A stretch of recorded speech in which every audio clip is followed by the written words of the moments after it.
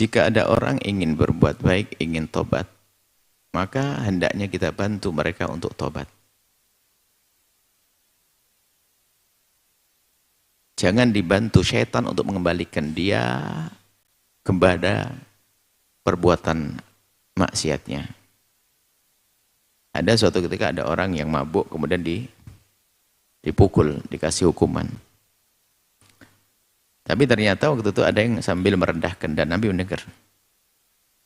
Ada orang memukul sambil merendahkan dan mencacinya. Ditegur oleh Nabi, la tu'in syaitan ala haika hada. Jangan kau bantu syaitan untuk mengembalikan saudaramu dalam kebatilan. Sudah tobat dia. Sudah tobat dia. Dan orang tidak boleh membenci zatnya. Kalau ingin membenci seseorang, benci perbuatannya. Sehingga di saat perbuatannya sudah berubah, maka tidak ada lagi benci yang tersisa. Itulah benci karena Allah. Oh dia nggak benar, dia benar itu. Oke, perbuatannya. Tapi sekarang tobat, selesai dong. Tapi kalau sudah ada orang melihat dia kembali dan tobat, kita masih bencinya, kita membenci zatnya, dan itu yang tidak perkenankan.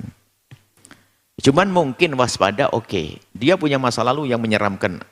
Lah kemudian dia pernah menzalimi misalnya. Lah kalau orang dizalimi ada dua macam dong.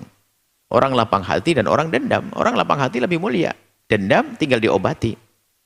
Dan dendam nggak bisa dihapus kecuali dengan proses. Perlu waktu, perlu cara. Dan dendam ada. Bohong kalau orang nggak mengatakan nggak ada dendam. Siapapun waliullah punya dendam, cuman dilawan dendamnya dengan kebaikan. Kurang ajar dia telah zalim padaku. Oke, besok aku kirim hadiah. Jadi begitu para kekasih Allah. Bukan tidak ada dendam, memang dia malaikat. Justru kemenangan para kekasih Allah itu mereka punya sifat manusia yang normal manusia. Sesaat ada dengki muncul dipangkas, ada dendam muncul dipangkas.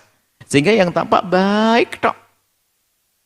Bayangkan lagi diganggu, dizalimi, oh dia marah. Oh, kurang ajar sekali itu orang berbuat zalim kepadaku, Masya Allah. Awas nanti malam ya. Ya Allah, semoga rezekinya banyak. Nah ini kan, ini proses dong, upaya. Orang-orang hebat begitu.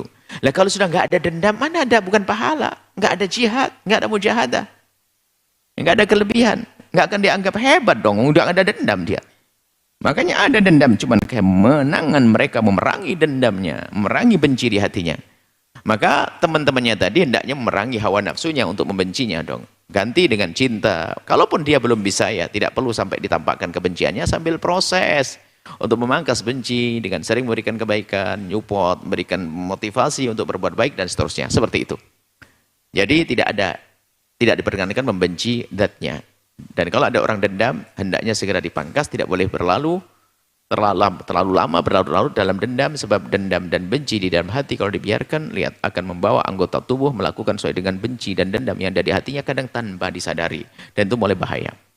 Gunjing, merendahkan, nggak senang berbagi, yang lain dikasih, nggak adil gara-gara senang kasih, nggak, banyak dosanya gara-gara dendam, gara-gara benci.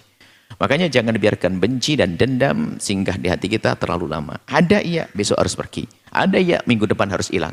Supaya apa? Terjaga hati kita. Wallah alam bisawab. Setelah Anda menyaksikan video ini, jangan lupa berselawat kepada baginda Nabi Muhammad sallallahu alaihi wa alihi wa sahbihi wasallam.